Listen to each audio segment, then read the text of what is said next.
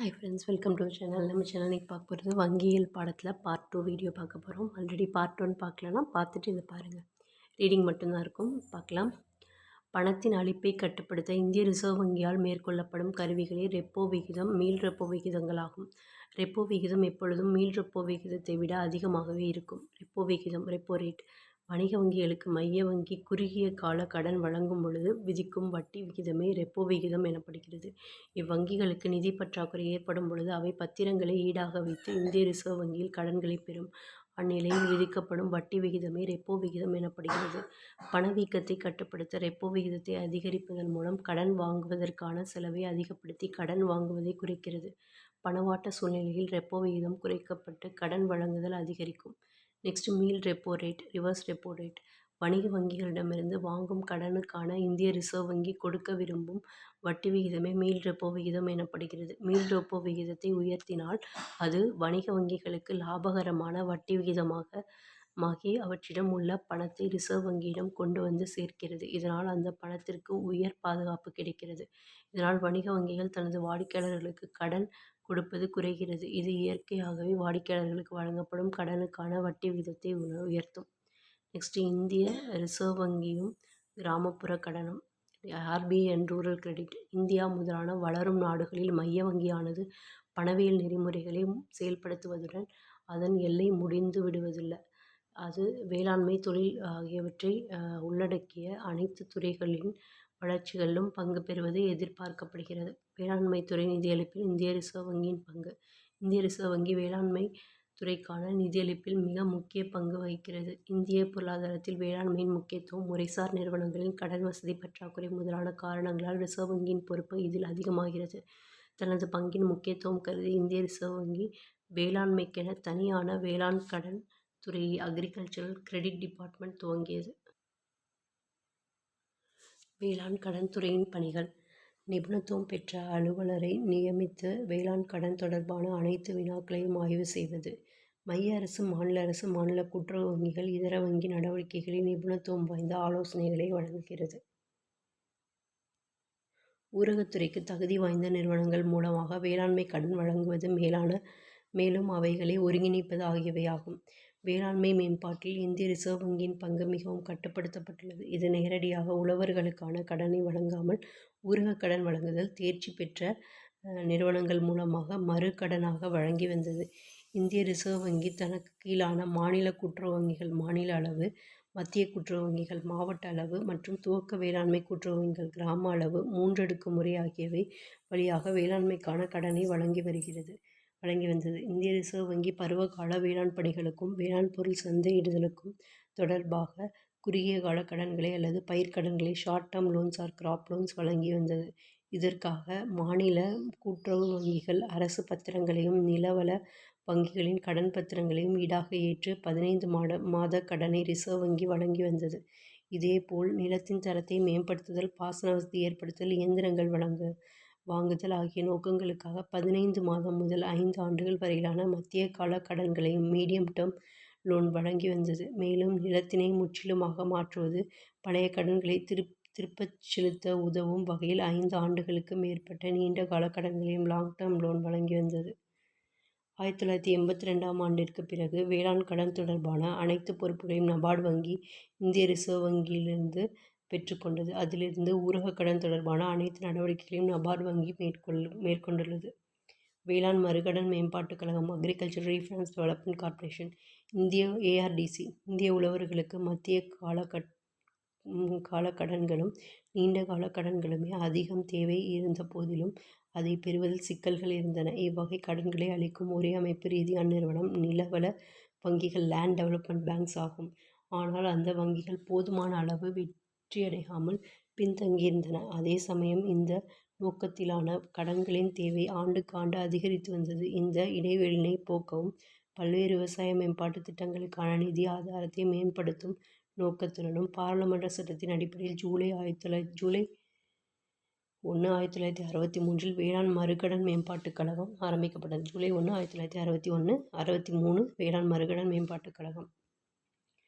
வேளாண் மறுகடன் மேம்பாட்டுக் கழகத்தின் நோக்கங்கள். ஃபர்ஸ்ட், மத்திய நிலவள வங்கிகள், மாநில கூட்டுறவு வங்கிகள் பட்டியல் வங்கிகள் ஷெட்யூல்டு பேங்க்ஸ் முதலான தகுதி வாய்ந்த அமைப்புகளுக்கு தேவையான மறுநிதியினை வழங்குவது. நெக்ஸ்ட்டு இந்திய ரிசர்வ் வங்கியால் அங்கீகரிக்கப்பட்ட மத்திய நிலவள வங்கிகள், மாநில கூட்டுறவு வங்கிகள், பட்டியல் வங்கிகள் ஆகியவை வெளியிடும் கடன் பத்திரங்களை வாங்கி அதன் மூலம் நிதியளிப்பினை செய்வது. நெக்ஸ்ட் வட்டார ஊரக வங்கிகள் ரீஜனல் ரூரல் பேங்க்ஸ் ஊரக நிதி வழங்கும் நிறுவனங்களில் அடுத்த முக்கியமான வங்கி அமைப்பு வட்டார ஊரக வங்கிகள் ஆகும். இது கிராமின் வங்கிகள் கிராமின் பேங்க்ஸ் என்றும் அழைக்கப்படுகிறது. மறைந்த பிரதமர் திருமதி இந்திரா காந்தி அவர்களின் 20 அம்ச பொருளாதார திட்டத்தின் ஒரு முக்கியமான அம்சம் கிராமப்புறங்களில் வாழும் உழவர்களையும் கைவினைஞர்களையும் தொடர் கடன்களில் இன்டெப்டர்னஸ் இருந்து விடுவிப்பதாகும். அக்காலகட்டத்தில் அமல்படுத்தப்பட்ட புதிய பொருளாதார திட்டத்தை தொடர்ந்து வட்டார ஊரக வங்கிகள் 1975ஆம் ஆண்டு ஆரம்பிக்கப்பட்டன. இவைகளுக்கான மூலதனம் 50% மைய அரசாலும், 15% மாநில அரசாலும், 35% நடத்துகின்ற வணிக வங்கியாலும் அளிக்கப்படுகிறது. இவ்வங்கிகளின் நோக்கம் உழவர்களுக்கு, குறிப்பாக சிறு குறு உழவர்கள் ஸ்மால் அண்ட் மார்ஜினல் ஃபார்மர்ஸ் நிலமற்ற வேளாண் தொழிலாளர்கள், கைவினைஞர்களுக்கும் சிறு தொழில் முனைவோர்களுக்கும் கடன் வழங்குவதன் மூலம் ஊரக பகுதியில் வேளாண்மை, வணிகம், தொழில், இதர உற்பத்தி நடவடிக்கைகள் ஆகியவற்றை மேம்படுத்துவது ஆகும். நெக்ஸ்ட் வட்டார ஊரக வங்கிகளுக்கான சலுகைகள். ஆரம்பத்தில் பங்கு மூலதனத்தை வழங்கிய வணிக வங்கிகள் அவற்றுக்கான மேலாண்மை, நிதி ஆகியன தொடர்பான உதவிகளையும் குறைந்த அளவான 8.5 விழுக்காடு வட்டியில் கடன்களையும் வழங்கி வந்தன. மேலும் வணிக வங்கிகள் தனது அலுவலர்களை அயற்பணியாளர்களாக வட்டார வங்கிகளுக்கு அனுப்புவது, வட்டார ஊரக வங்கி பணியாளர்களுக்கு ஆகும் பயிற்சி செலவுகளை மேற்கொள்வது ஆகிய செலவுகளை வழங்குகிறது. மத்திய ரிசர்வ் வங்கி வட்டார ஊரக வங்கிகளுக்கு கீழ்காணும் சலுகைகளை வழங்கியுள்ளது. வட்டார ஊரக வங்கிகள் 3 விழுக்காடு ரொக்க இருப்பினையும் 25 விழுக்காடு சட்டப்படியான நீர்மை இருப்பினையும் வைத்திருக்கவும் அனுமதிக்கப்படுகிறது. நபார்டு வங்கி மூலம் அவற்றிற்கு மறு கடன்களையும் வழங்கி வருகின்றன. நெக்ஸ்ட் வேளாண் கடனுக்கான நபார்டு வங்கியின் பங்கு. NABARD and its role in agricultural credit. துவக்க காலத்திலிருந்தே மத்திய ரிசர்வ் வங்கி வேளாண்மை கடன்கள் வழங்க தனித்துறையை ஏற்படுத்தியது. பின்னர் விவசாய மறுகடன் மேம்பாட்டுக் கழகம் எனும் துணை அமைப்பு இருந்த போதிலும் இந்திய ரிசர்வ் வங்கி விவசாய முன்னேற்ற கருத்தை விரிவு செய்து கிராமப்புற முன்னேற்றத்திற்காக கடன்களை விரிவுபடுத்தும் நோக்கில் கிராமப்புற முன்னேற்றத்திற்கான திட்டங்களை ஏற்படுத்தி நடைமுறைப்படுத்த விரிவான அடித்தளம் கொண்ட ஒரு அமைப்பு மத்திய ரிசர்வ் வங்கிக்கு தேவைப்பட்டது. அதன் காரணமாக 1982ஆம் ஆண்டு ஜூலை மாதம் வேளாண்மைக்கும் ஊரக மேம்பாட்டிற்குமான தேசிய வங்கியினை National Bank for Agriculture and Rural Development 1982ஆம் ஆண்டு பாராளுமன்றத்தில் இயற்றப்பட்ட சட்டத்தின்படி தோற்றுவித்தது. சுருக்கமாக நபார்டு மாநில கூட்டுறவு வங்கி ஸ்டேட் கோஆபரேட்டிவ் பேங்க், அதுக்கீழே மத்திய கூட்டுறவு வங்கி சென்ட்ரல் கோஆபரேட்டிவ் பேங்க், துவக்க வேளாண்மை கூட்டுறவு வங்கி பிரைமரி கோஆபரேட்டிவ் பேங்க். நபார்டு வங்கி வழங்கும் 3 அடுக்கு கூட்டுறவு கடன் முறை நபார்டு என்று அழைக்கப்படுகிறது. வேளாண் மறுகடன் மேம்பாட்டுக் கழகத்தின் பணிகள் முழுமையும் வட்டார ஊரக வங்கிகளின் மறுகடன் பணிகளையும் தானே ஏற்று செய்து வருகிறது. அதன் பிறகு அனைத்து வேளாண்மை கடன்களுக்கான தலைமை அமைப்பாக நபார்டு வங்கி செயல்பட்டு வருகிறது. நபார்டின் மூலதனத்தை இந்திய ரிசர்வ் வங்கி மற்றும் இந்திய அரசு இரண்டும் சரிபகுதியாக வழங்கியுள்ளன. நபார்டு வங்கி மேலாண்மையை பொறுத்தவரை இந்திய அரசின் மைய இயக்குனர் குழுவிலிருந்து நபார்டு வங்கியின் இயக்குனர் குழுவிற்கு 3 பரிந்துரைக்கின்றது. ரிசர்வ் வங்கியின் துணை ஆளுநர் நபார்டின் தலைவராக இருப்பார். நபார்டு வங்கியின் பணிகள். ஏற்கனவே இந்திய ரிசர்வ் வங்கியும் அதன் துணை அமைப்புகளும் வேளாண்மை மற்றும் ஊரக முன்னேற்றத்திற்காக எந்தெந்த பணிகளை ஆற்றி வந்ததோ அப்பணிகள் அனைத்தையும் நபார்டு வங்கி மேற்கொண்டு வருகிறது. பின்வருவன நபார்டு வங்கியின் குறிப்பிட்ட பணிகளாகும். நபார்டு வங்கி ஒருங்கிணைந்த ஊரக வளர்ச்சியை மேம்படுத்தும் வகையில் அனைத்து வகையான உற்பத்திக்காகவும் முதலீட்டிற்காகவும் வேளாண்மை, சிறு தொழில்கள், குடிசை தொழில்கள், கிராம தொழில்கள், கைவினை தொழில்கள், இதர ஊரக தொழில் நடவடிக்கைகளுக்காகவும் மறுகடனை வழங்குகிறது. இது மாநில கூட்டுறவு வங்கிகள், வட்டார ஊரக வங்கிகள், நிலவள வங்கிகள் மற்றும் இந்திய ரிசர்வ் வங்கி ஆகியவற்றால் ஏற்பளிக்கப்பட்ட இதர நிதி நிறுவனங்கள் ஆகியவற்றிற்கு குறுகிய கால, மத்திய கால, நீண்ட கால கடன்களை வழங்குகிறது. கூட்டுறவு கடன் வழங்கும் சங்கங்களின் பங்கு முதலீட்டை வழங்கும் பொருட்டு மாநில அரசுகளுக்கு 20 ஆண்டுகால நீண்ட கால கடன்களை நபார்டு வங்கி வழங்குகிறது. மைய அரசினால் அங்கீகரிக்கப்பட்ட அல்லது வேளாண்மை, ஊரக வளர்ச்சி ஆகியவற்றிற்கான பங்கு மூலதனம் அல்லது கடன் பத்திரங்களை பெற்றிருக்கும் நிறுவனங்களுக்கு நீண்ட கால கடனை அளிக்கிறது. நெக்ஸ்ட் மைய அரசு மாநில அரசுகள் திட்டக்குழு. தற்போது நிதி ஆயோக் மைய மாநில அரசுகளின் சிறு தொழில்கள், குடிசை தொழில்கள், கிராம தொழில்கள், கைவினை தொழில்கள், இதர மிகச்சிறு தொழில்களுக்கு உதவும் நிறுவனங்களை ஒருங்கிணைத்து செயலாற்றும் நடவடிக்கைகளை நபார்டு வங்கி மேற்கொண்டுள்ளது. நபார்டு வங்கி வட்டார ஊரக வங்கிகள் துவக்க மேலாண்மை கூட்டுறவு சங்கங்களை தவிர்த்த அனைத்து கூட்டுறவு வங்கிகளையும் ஆய்வு செய்யும் பணியை செய்கிறது. வேளாண்மைக்கும் ஊரக வளர்ச்சிக்குமான ஆய்வுகளை மேம்படுத்தும் விதமாக ஆய்வு நிதியையும் வளர்ச்சி நிதியையும் பராமரிக்கிறது. தொழில் நிதியும் இந்திய ரிசர்வ் வங்கியும் RBI அண்ட் இண்டஸ்ட்ரியல் ஃபினான்ஸ். தொழில் நிதியினை வணிக வங்கிகள் வழங்கினாலும் அதன் கடன் அளவும் கடனுக்கான கால அளவும் குறைவாகவே இருந்து வந்தது. வங்கிகள் பெரும்பாலும் பொதுமக்களிடம் குறுகிய கால வைப்புகளை பெறுவதால் அவை பெரும்பாலும் குறுகிய கால கடன்களை அளிக்க மட்டுமே முன்வந்து கொண்டிருந்தன. முன்னதாக தொழில்துறையின் மொத்த கடனில் வணிக வங்கிகளின் கடன் மிக குறைந்த அளவாக இருந்தது. ஆகவே தொழில்துறைக்கான நீண்டகால கடன்களை பெறுவதற்கான ஆதாரங்கள் தேவைப்பட்டன. தொழில்துறைக்கான நிதிக்காகவும் மேம்பாட்டிற்காகவும் பின்வரும் நிறுவனங்கள் இந்தியாவில் ஆரம்பிக்கப்பட்டன. தொழில் நிதிக்கான அமைப்புகள். ஃபஸ்ட்டு அனைத்திந்திய அளவில் இந்திய தொழில் நிதிக் கழகம், இந்திய தொழிற்கடன் மற்றும் முதலீட்டுக் கழகம், இந்திய தொழில் மேம்பாட்டு வங்கி. நெக்ஸ்ட் மாநில அளவில் மாநில நிதிக் கழகங்கள், மாநில தொழில் மேம்பாட்டுக் கழகம். இந்திய அளவில் உள்ள நிறுவனங்கள் ஆல் இந்தியா லெவல் இன்ஸ்டிடியூஷன்ஸ். இந்திய தொழில் நிதிக் கழகம் தொழில் நிதி மற்றும் மேம்பாட்டு நிறுவன சங்கிலி தொடரில் முதன்மையாக ஆரம்பிக்கப்பட்ட நிறுவனம் இந்திய தொழில் நிதிக் கழகம் ஆகும். நாடாளுமன்ற சட்டப்படி இது 1948 ஜூலை 1 அமைக்கப்பட்டது. இக்கழகம் பின்வரும் வழிகளில் தொழில் நிதியை வழங்குகிறது. இந்திய ரூபாயிலும் வெளிநாட்டு பணத்திலும் நீண்ட கால கடன்களை வழங்குகிறது. வெளியிடப்பட்ட சம உரிமை பங்குகள், முன்னுரிமை பங்குகள், கடன் பத்திரங்கள் ஆகியவற்றிற்கு ஒப்புறுதியளிக்கிறது. சம உரிமை பங்குகள், முன்னுரிமை பங்குகள், கடன் பத்திரங்கள் ஆகியவற்றை வாங்குகிறது. இறக்குமதி செய்யப்படும் இயந்திரங்களுக்கும் இந்தியாவிலிருந்து வாங்கப்படும் தொழில்துறை இயந்திரங்களுக்குமான பணத்திற்கு உத்தரவாதம் அளிக்கிறது. வெளிநாட்டு நிறுவனங்களிடமிருந்து அந்நாட்டு பணத்தில் வாங்கப்படும் கடன்களுக்கான உத்தரவாதத்தையும் அளிக்கிறது. பொதுத்துறை, தனியார் துறை, இணை நிறுவனங்கள், கூட்டு நிறுவனங்கள் தொழில்துறையில் ஈடுபடவோ அல்லது விரிவுபடுத்தவோ இந்திய தொழில் நிதிக் கழகம் IFCயை நிதியுதவி அளிக்கின்றது. இத்தகைய நிதி உதவிகள் புதிய தொழில் திட்டங்களை ஏற்படுத்தவோ, விரிவாக்கம் செய்யவோ, பரவலாக்கவோ அல்லது ஏற்கனவே உள்ள இயந்திரங்களை புனரமைப்பு செய்யவோ, புதுமைப்படுத்தவோ அளிக்கப்படுகிறது. மைய அரசால் தொழில்துறையில் பின்தங்கிய மாவட்டங்கள் என அறிவிக்கப்பட்டவற்றில் மாவட்டங்களில் தொழில் தொடங்க நிதியை குறைந்த வட்டி விகிதங்களில் வழங்குகிறது. இந்திய தொழில் நிதிக் கழகம் தனக்கான நிதியை பின்வரும் வழிகளில் பெறுகிறது. ஃபஸ்ட்டு கடன் பத்திரங்களை சந்தையில் வெளியிடுகிறது. நெக்ஸ்ட் இந்திய தொழில் மேம்பாட்டு வங்கி மைய அரசிடம் கடனாக பெறுகிறது. பாதுகாப்பான வெளிநாட்டு கடனை வெளிநாட்டு நிறுவனங்கள் பன்னாட்டு மூலதன அங்காடியிலிருந்தும் பெறுகிறது. இந்திய தொழில் கடன் மற்றும் முதலீட்டுக் கழகம் Industrial Credit and Investment Corporation of India ICICI வங்கியின் பணிகள்.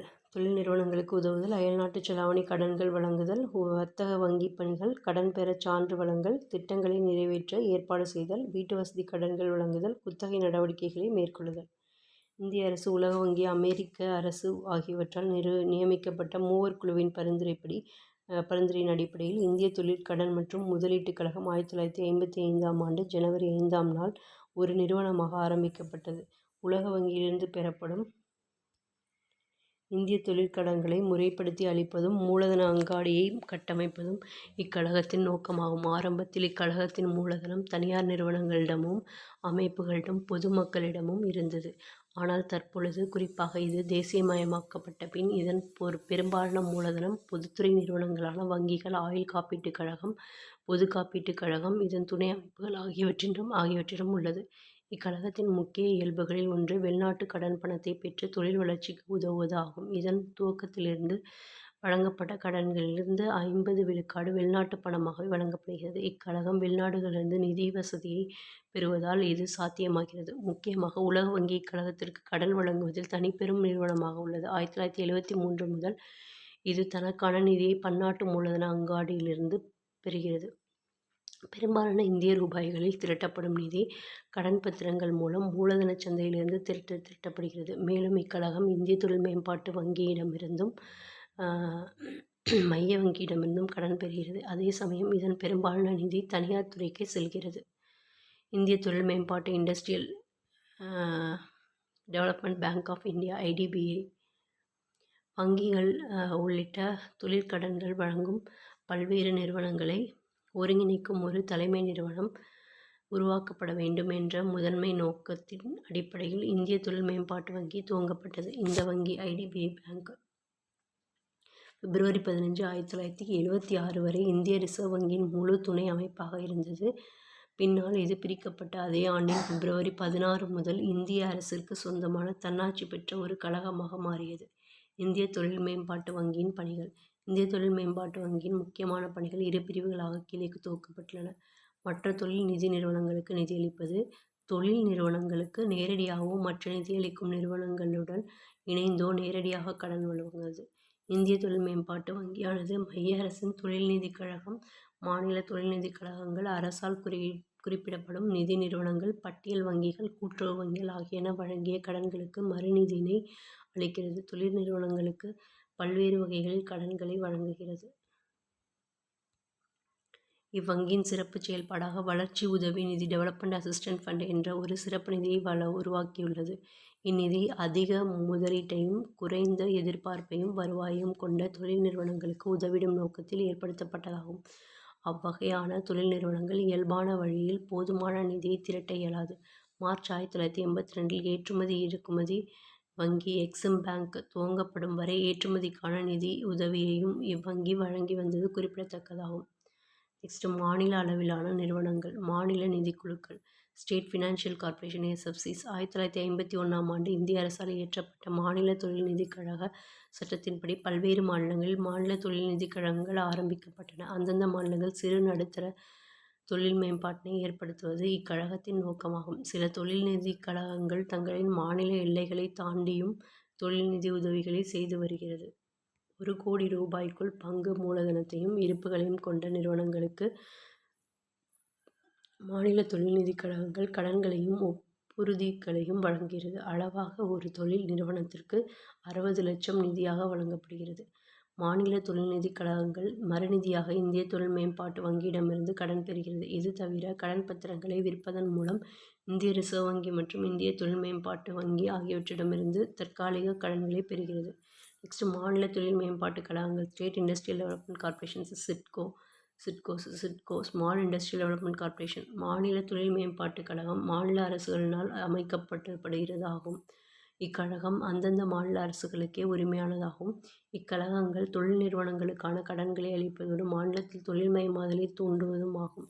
மாநில தொழில் மேம்பாட்டு கழகம் தொழில் நிறுவனங்களுக்கு கடன்கள் ஒப்புறுதியளித்தல், நேரடியாக பங்குகளையும் கடன் பத்திரங்களையும் வாங்குதல் மூலம் நிதி வசதியினை அளிக்கிறது. கூடுதலாக தொழில்நுட்ப விசாரணைகள், திட்டத்தை கண்டறிதல்,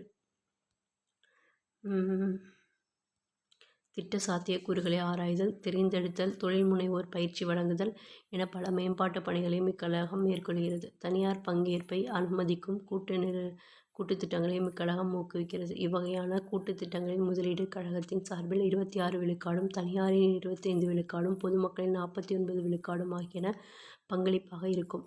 பல்வகை அடிப்படை வசதிகளை கொண்ட தொழிற்பேட்டைகளை அமைப்பது, புதிய தொழில் மையங்களை அமைப்பது என இக்கழகத்தின் பணிகள் விரிவடைகின்றன. மாநில அரசுகளின் மானியங்களை நிர்வகிப்பதும் இக்கழகத்தின் பணியாகும். மேலும் இவை இந்திய தொழில் மேம்பாட்டு வங்கியிலிருந்து மறுநிதியினை பெறுகிறது. பங்கு கடன் பத்திரங்கள் மூலம் கடன் பெறுவது, வைப்புகளை ஏற்பது முதலான பணிகளையும் இது மேற்கொள்கிறது. நெக்ஸ்ட், பணவியல் கொள்கை. Monetary policy. பண அளிப்பையும் வட்டி விகிதத்தையும் மேலாண்மை செய்யும் நோக்கோடு உருவாக்கப்படும் பேரினப் பொருளியல் கொள்கையே பணவியல் கொள்கை எனப்படுகிறது. பேரினப் பொருளியல் கொள்கைகளான பணவீக்கம், நுகர்ச்சி, வளர்ச்சி மற்றும் நீர்மைத்தன்மை முதலானவற்றை அடைய மேற்கொள்ளும் தேவை சார்ந்த பொருளியல் கொள்கையாகும். 2ஆம் உலகப் போருக்குப் பின் முக்கியத்துவம் பெற்றதும் 1976 ஆண்டு நோபல் பரிசு பெற்ற மில்டன் ஃப்ரைமேனால் முன்னெடுத்து செல்லப்பட்டதுமான பணவியல் கொள்கையாகும். அவர் ஒரு பணவியலாளராக இருந்தும் 1930ஆம் ஆண்டுகளில் நிலவிய உலக பெருமந்தத்திற்கு காரணம் அமெரிக்க மைய வங்கியான ஃபெடரல் ரிசர்வ் சிஸ்டத்தின் பணவியல் கொள்கையில் ஏற்பட்ட குளறுபடிகள்தான் என்பதனை தனது நூலான அமெரிக்க ஐக்கிய அரசுகளின் பணவியல் வரலாறு 1867 to 1960 monetary history of the United States 1867 to 1960 எனும் நூலில் மிக தைரியமாக தெரிவித்துள்ளார். நெக்ஸ்ட்டு விரிவாக்க பணக் கொள்கையும் சுருக்க பணக் கொள்கையும். விரிவாக்க பணக் கொள்கை என்பது எக்ஸ்பான்ஷனரி மானிட்டரி பாலிசி, மலிவு பணக் கொள்கையாகும். சீப் மணி பாலிசி. இதில் பணவியல் அதிகார அமைப்பான மைய வங்கி அதன் கருவிகளை பயன்படுத்தி பொருளாதாரத்தை நிலைப்படுத்துகிறது. நடப்பு குறுகிய கால வட்டி விகிதத்தை விட குறைவான வட்டி விகிதத்தையும் வழக்கத்தை விட மேலான பண அளிப்பையும் ஏற்படுத்துவது விரிவாக்க பணக் கொள்கையாகும். இது பாரம்பரிய பொருளாதார நடவடிக்கைகளின் பின்னிறக்க காலத்தில் ஏற்படும் வேலைவாய்ப்பின்மைக்கு எதிராக எடுக்கப்படும் வட்டி விகித குறைப்பு நடவடிக்கை கடனுக்கு ஆகும் செலவை குறைந்து தொழில் உற்பத்தியையும் வணிகத்தையும் விரிவாக்கும். இதனால் தொகு தேவை, அனைத்து பண்டங்கள் மற்றும் பணிகளுக்கான தேவை அதிகரித்து மொத்த உள்நாட்டு உற்பத்தியால் கணக்கிடப்படும் குறுகிய கால வளர்ச்சியை தூண்டும். மேற்கூறியதற்கு எதிரானது சுருக்க பணக் கொள்கை, கன்ட்ராக்ஷனரி மானிட்டரி பாலிசி. அருமை பணக் கொள்கை, டியர் மணி பாலிசி எனப்படுகிறது. இதில் குறுகிய கால வட்டி விகிதம் நடப்பு வட்டி விகிதத்தை விட அதிகப்படுத்துவது பண அளிப்பினை குறைப்பது அல்லது சுருக்குவது ஆகும். இது பொருளாதாரத்தின் குறுகிய கால வளர்ச்சியை குறைத்து பணவீக்கத்தை குறைப்பது ஆகும். சுருக்க பணக் கொள்கை வேலை வாய்ப்பின்மையை அதிகரித்து நுகர்வோரும் உற்பத்தியாளர்களும் கடன் வாங்குவதையும் செலவு செய்வதையும் குறைப்பதன் மூலம் பொருளாதாரத்தை பின்னோக்கி திருப்புவது ஆகும். பணக்கொள்கையின் 2 நிலைகள். பணவீக்கம், மந்த நிலை. ஃபஸ்ட்டு பணவீக்கம். கடன் பெறுதல் எளிது, நுகர்வோர் அதிகம் நுகர்வர், வணிகம் விசாலமாகும், அதிக மக்கள் வேலை பெறுவார்கள், மக்கள் அதிகம் செலவு செய்வார்கள். மந்த நிலை. கடன் பெறுதல் கடினம், நுகர்வோர் குறைவாக நுகர்வர், வணிக விரிவாக்கம் தள்ளிப்போகும், வேலையின்மை அதிகரிக்கும், உற்பத்தி குறையும்.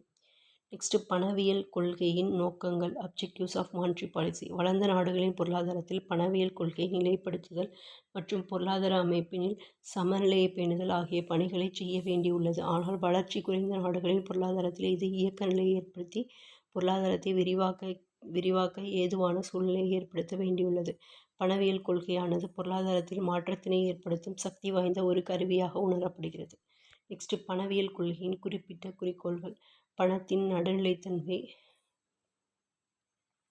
பணவியல் கொள்கையின் நோக்கங்கள். பணத்தின் நடுநிலைத்தன்மை, பரிவர்த்தனை விகிதத்தில் நிலைத்தன்மை, விலையை நிலைப்படுத்துதல், முழு வேலைவாய்ப்பு, பொருளாதார வளர்ச்சி, செலுத்து சமநிலையில் சமநிலையை பேணுதல். பணத்தின் நடுநிலைத்தன்மை. பொருளியலாளர்களான விக்ஸ்டெட், ஹேயக் மற்றும் ராபர்ட்சன் ஆகியோர் பணத்தின் நடுநிலை பற்றி விவரிக்க முக்கிய நிபுணர்கள் ஆவர். அவர்கள் பணவியல் அதிகார அமைப்பு பொருளாதாரத்தில் பணம் நடுநிலைத்தன்மை நோக்கம் கொண்டதாக இருக்க வேண்டும் என்ற கருத்தை வலியுறுத்தினர். பணத்தில் ஏற்படும் மாற்றமே அனைத்து பொருளாதார ஏற்றத்தாழ்வுகளுக்கும் அடிப்படை காரணம் ஆகும். பண நடுநிலையாளர்களின் கூற்றுப்படி பணவியல் மாற்றங்கள் சரியான பாதையில் சென்று கொண்டிருக்கும் நாட்டின் பொருளாதார அமைப்பில் விலகலையும் இடையூறுகளையும் ஏற்படுத்தும் என்றனர். பரிமாற்ற வீத நிலைத்தன்மை.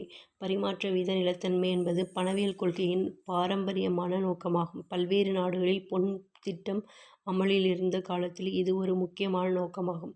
எப்பொழுது ஒரு நாட்டின் அயல்நாட்டு வணிக செலுத்து சமநிலையில் சமனற்ற நிலை தோன்றுகிறதோ அப்பொழுது தங்க நகர்வின் காரணமாக இது தானாகவே சரி செய்து கொள்ளும். எப்பொழுது தங்கம் உள்வருகிறதோ அப்பொழுது பணமும் கடனும் விரிவடைகிறது. எப்பொழுது தங்கம் வெளிச்செல்கிறதோ அப்பொழுது பணமும் கடனும் சுருங்குகிறது என்பது ஒரு முக்கியமான புகழ்பெற்ற வாக்கியமாகும். இம்முறை இருக்கும் பொழுது செலுத்துச் சமநிலையில் ஏற்படும் சமனற்ற நிலைகள் தானாகவே சரி செய்யப்பட்டு பரிமாற்ற விகிதத்தில் நிலைத்தன்மை பேணப்படும். பரிமாற்ற விகிதங்களில் நிலையற்ற தன்மை இருந்தால் அது தங்கம் வெளிச்செல்லுதல் அல்லது உள்வருதல் ஆகியவற்றால் செலுத்து சமநிலையில் சமனற்ற நிலையை உருவாக்கும். ஆகவே பரிமாற்ற விகிதங்களில் நிலைத்தன்மையை ஏற்படுத்துவது பன்னாட்டு வணிகத்தில் முக்கியமான பங்கு வகிக்கிறது. நெக்ஸ்ட்டு விலை நிலைத்தன்மை. பொருளியலாளர்கள் காசஸ், கீன்ஸு முதலானவர்கள் விலை நிலைத்தன்மை ஏற்படுத்துவது பணவியல் கொள்கையில் முக்கியமான நோக்கமாகும் என்கின்றனர். விலை நிலைத்தன்மை பொதுமக்களிடம் பொதுவான நம்பிக்கையை ஏற்படுத்தும். மேலும் இது வணிக நடவடிக்கையை அதிகரித்து ஒரு நம்பிக்கையை ஏற்படுத்தும். மக்களிடையே சமமான வருமான பங்கீடுகளையும் சொத்து பங்கீடுகளையும் செய்யும். இவற்றின் தொடர் விளைவாக வளர்ச்சிக்கான பொது அலையும் சமுதாய நலனும் நிறுவப்படும். இங்கு நாம் புரிந்து கொள்ள வேண்டியது விலை நிலைத்தன்மை என்பது விலை மாறாமல் நிலையாக பிரைஸ் ரிஜிடிட்டி இருப்பதோ விலை தேக்கமடைந்து பிரைஸ் ஸ்டாக்னேஷன் இருப்பதோ அல்ல.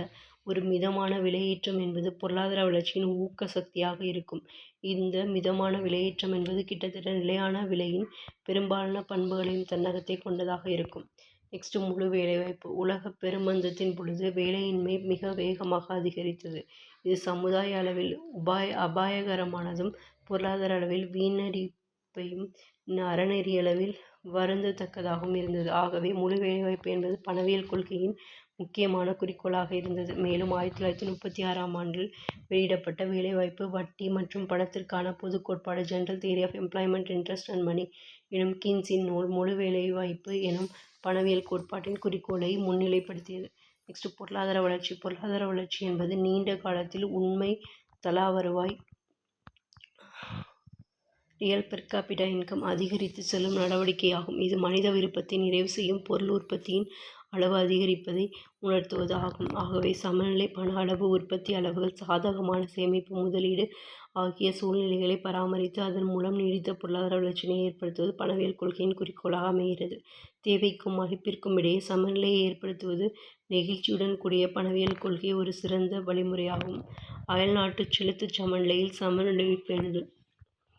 செலுத்துச் சமநிலையில் சமநிலையை பேணுதல் என்பது பணவியல் கொள்கையின் அடுத்த குறிக்கோளாகும். உலகப் போர்களுக்குப் பிறகு வணிகத்தில் சமனற்ற நிலைகள் தோன்ற ஆரம்பித்தன. உலக வணிகம் சமனற்ற நிலையில் அதிகரித்ததால் வரும் அயல்நாட்டு செலாவணி சிக்கலாகும். இதன் காரணமாக செலுத்து சமநிலையில் வரும் பற்றாக்குறை பொருளாதாரத்தின் மற்ற குறிக்கோள்களையும் நிறைவேற்றுவதின் திறனையும் குறைக்கும். இதனால் குறைவளர்ச்சி நாடுகள் தங்களுடைய இறக்குமதியினை குறைப்பதால் அதன் வளர்ச்சி நடவடிக்கைகள் பாதிக்கப்படும் பாதகமான நிலைக்கு தள்ளப்படுகிறது. ஆகவே பணவியல் கொள்கை செலுத்துச் சமநிலையில் சமமான நிலையினை பேணுவதை தனது குறிக்கோளாக கொண்டிருக்கிறது. நெக்ஸ்ட் வங்கித்துறையில் அண்மை கால முன்னேற்றங்கள். ரீசன்ட் அட்வான்ஸ்மெண்ட்ஸ் இன் பேங்கிங் செக்டர். ஃபஸ்ட்டு மின்னணு வங்கி முறை, பேங்கிங். மின்னணு வங்கியானது நிகழ்நிலை வங்கி முறை, ஆன்லைன் பேங்கிங் அல்லது இணைய வங்கி முறை, இன்டர்நெட் பேங்கிங் என அழைக்கப்படுகிறது. இம்முறையில் ஒரு வங்கி அல்லது நிதி நிறுவனத்தின் வாடிக்கையாளர்கள் தங்களது பல்வேறு நிதி பரிமாற்றங்களை அவ்வங்கி அல்லது நிறுவனத்திற்கு நேரில் செல்லாமல் அவற்றின் இணையதளத்திலேயே நிகழ்த்துவதாகும். பாரம்பரியமான கிளை வங்கி முறை போல் பிரான்ச் பேங்கிங் அல்லது இவ்வங்கி முறையில் மையப்படுத்தப்பட்ட வங்கிகளுக்குள் கோர் பேங்கிங் இணைப்பினை ஏற்படுத்தி பரிமாற்றங்களும் பிற வங்கி நடவடிக்கைகளும் நடைபெறுகின்றன. இன்றைய இந்த மெய்நிகர் வங்கி முறை வெர்ச்சுவல் பேங்கிங் வழக்கமான வங்கி முறையுடன் ஒப்பிடும்போது பரிமாற்றங்களுக்கான செலவையும் நேரத்தையும் பெருமளவுக்கு குறைக்கின்றது. RTGS NEFT. இது ஒரு வங்கியின் வாடிக்கையாளர் தனது கணக்கில் இருக்கும் பணத்தை மற்ற வங்கியின் ஒரு கிளையில் கணக்கு வைத்திருக்கும் மற்றொரு வாடிக்கையாளருக்கும் பணத்தினை விரைவாக மாற்றும் முறையாகும். இவ்வகை பணப்பரிமாற்றங்கள் இருவகைப்படும். RTGS NEFT. இதில் நிகழ்நேர பெருந்திரள் தீர்வுகள் real time cross settlements. RTGS என்பது பெயரில் குறிப்பிட்டுள்ளவாறு பரிமாற்றத்துக்கான காத்திருக்கும் நேரம் ஏதும் இல்லாமல் நிகழ்நேரத்திலேயே கணக்கீடு ஏதும் இன்றி நடைபெறுகிறது. மொத்த பணமதிப்பு தீர்வு என்பதன் பொருள் பணப்பரிமாற்றங்கள் அறிவுறுத்தலின்படி ஒன்றன் பின் ஒன்றாக தீர்க்கப்படுகிறது என்பதாகும். தேசிய மின்னணு வழி பணப்பரிமாற்றம். National electronic funds transfer NEFT என்பது வலைத்தள இணைப்பின் மூலமாக ஏதேனும் ஒரு வங்கி அல்லது நிதி நிறுவனத்தின் மூலம் மற்றொரு வங்கி அல்லது நிதி நிறுவனத்தில் கணக்கு வைத்திருக்கும் தனிநபர்கள், வணிகர்கள் மட்டுமல்லாமல் நிறுவனங்களும் பணம் பெற்றுக்கொள்ளும் முறையாகும். இதில் நெஃப்ட் அரை மணிக்கொரு முறையான தொகுப்பாக பணப்பரிமாற்றத்தை மேற்கொள்கிறது. அனைத்து வங்கி வேலை நாள்களிலும் காலை 8 மணி முதல் 7 மணி வரை மொத்தம் 23 தொகுப்புகளாக பணப்பரிமாற்றம் நடைபெறுகிறது. இதில் பணப்பரிமாற்றம் நடைபெற்ற அதே நாளில் பணத்தை பெறுபவர் காலை 8 மணி முதல் 6:30 வரையிலான தொகுப்பில் பெற்றுக்கொள்ளலாம். ஆனால் மாலை 6:30 மணிக்கு மேல் இரவு 7 மணி வரையிலான நேர தொகுப்பில் பரிமாற்றம் நிகழ்ந்தால் அதே வேலை நாளிலோ அல்லது அடுத்த வேலை நாளிலோ முடிவுறும். இவ்விரு முறைகளும் இந்திய ரிசர்வ் வங்கியின் பார்வையில் நடைபெறுகின்றன. நெஃப்ட். ஆர்டிஜிஎஸ் நெஃப்ட் தேசிய மின்னணு வழி பரிவர்த்தனை தொகுப்பாக பரிமாற்றம் செய்யப்படுகிறது. எனவே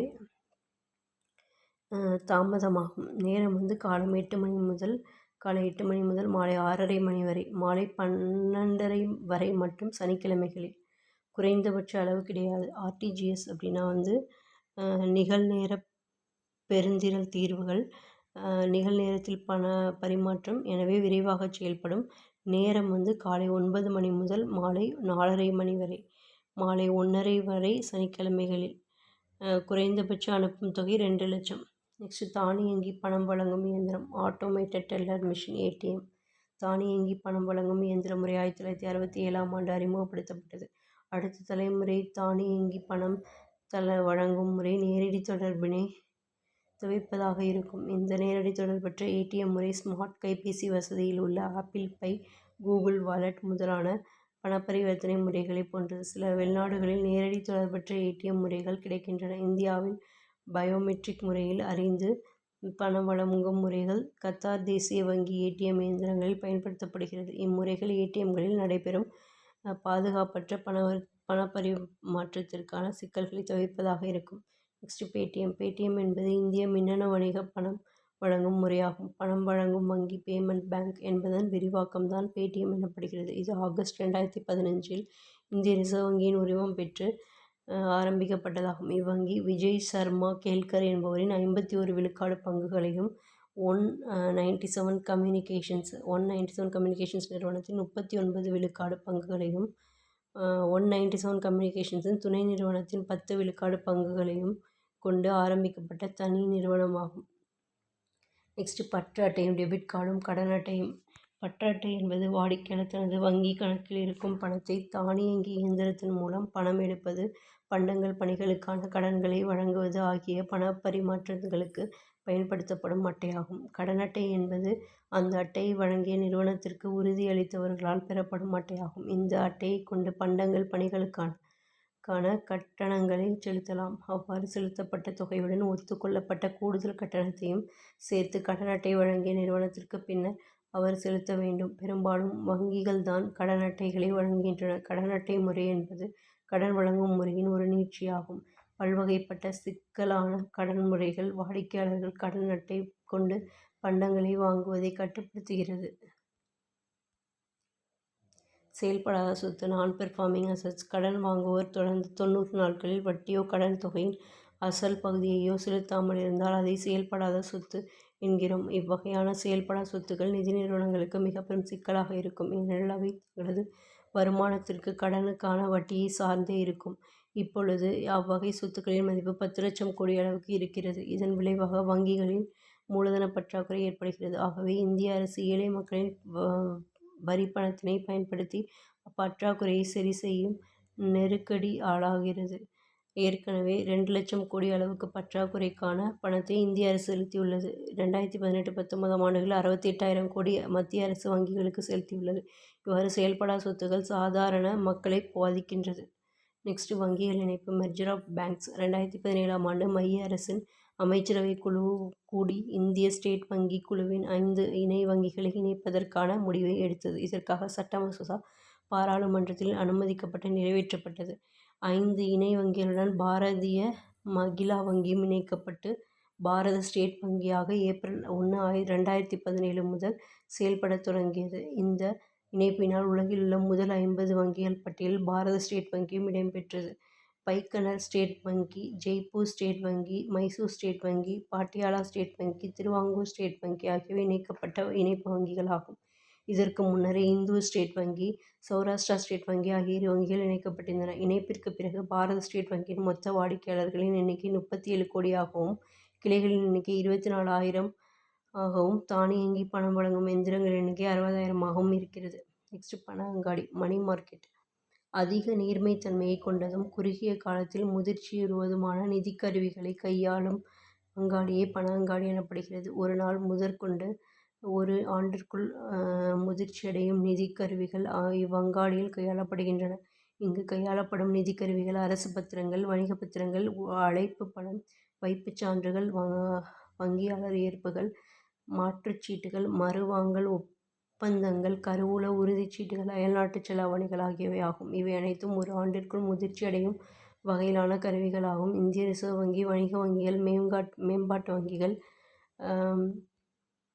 வட்டார வங்கிகள், வெளிநாட்டு வங்கிகள், இதர அமைப்பு சாரா நிதி நிறுவனங்கள் ஆகியவை குறுகிய கால நிதியை பண அங்காடியில் அளிக்கின்றன. நெக்ஸ்ட் மூலதன அங்காடி கேபிட்டல் மார்க்கெட். நீண்ட கால நிதிக்கருவிகளை வணிகம் செய்யும் அங்காடி மூலதன அங்காடி எனப்படுகிறது. உற்பத்தி நோக்கில் நிறுவனங்களும் அரசுக்கு தேவைப்படும் நிதியை திரட்டும் இடமாகவும் மூலதன அங்காடி இருக்கிறது. மூலதன அங்காடியில் பயன்படுத்தப்படும் பாரம்பரியமான நிதிக்கருவிகள் கடன் பத்திரங்களும் சம்பங்களும் ஆகும். ஆனால் இப்பொழுது அக்கருவிகளின் எண்ணிக்கை அதிகரித்து வருகிறது. மேற்கூறியவற்றுடன் அயல்நாட்டு செலாவணி, முன்பேர வணிகம், பிற கடன் சாதனங்களும் அடங்கும். இப்பங்காடியில் தனி முதலீட்டாளர்கள் மட்டுமின்றி நிதி நிறுவனங்கள், நிதிக் கழகங்கள், வங்கிகள், அரசு பங்குச் சந்தைகள், தொழில் நிறுவனங்கள் உள்ளிட்டவையும் உறுப்பினர்களாக உள்ளன. இவர்களை கடனளிப்பவர்கள், கடன் பெறுபவர்கள், வசதி செய்யும் நிறுவனங்கள் என 3 வகையாக பிரிக்கலாம்.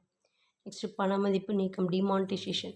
பணமதிப்பு நீக்கம் என்பது அரசின் சட்டப்படியான பணத்தொகுப்பிலிருந்து குறிப்பிட்ட அளவிலான பணத்தின் மதிப்பை செல்லாது என அறிவிக்கும் செயலாகும். அந்த பணம் பணச்சுழற்சியிலிருந்து நீக்கப்பட்ட அந்த இடத்தில் வேறு வடிவிலான பணம் இடம்பெறும். இந்தியாவில் 2016ஆம் ஆண்டு நவம்பர் 8ஆம் நாள் இந்திய பிரதமர் நரேந்திர மோடி 500, 1000 காகித பணம் மதிப்பு நீக்கப்பட்டதாக அறிவித்தார். அவ்வாறு மதிப்பு நீக்கப்பட்ட பணத்தின் மொத்த மதிப்பில் 99 விழுக்காடு இந்திய ரிசர்வ் வங்கிக்கு திரும்பியது.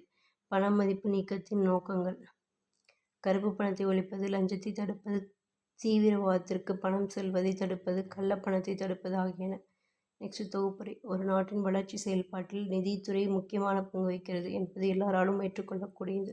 வருமானத்தை விட குறைவாக செலவு செய்வோரிடமிருந்து வருவாய்க்கு அதிகமான செலவு செய்வோருக்கு, அதாவது நிகர சேமிப்பாளர்களிடமிருந்து நிகர கடன் வாங்குவோருக்கு பணம் பரிமாறும் அமைப்பாக நிதி நிறுவனங்கள், கருவிகள், அங்காடிகள் ஆகியவற்றை உள்ளடக்கிய பண அமைப்பு செயல்படுகிறது.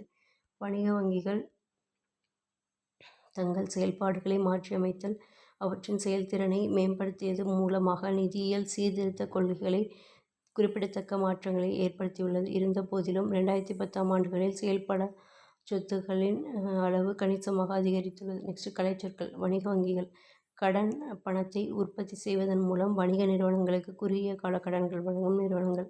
நெக்ஸ்ட் கடன் உற்பத்தி கடனும் முன்பணமும் வழங்குதலை பெருக்குதல்.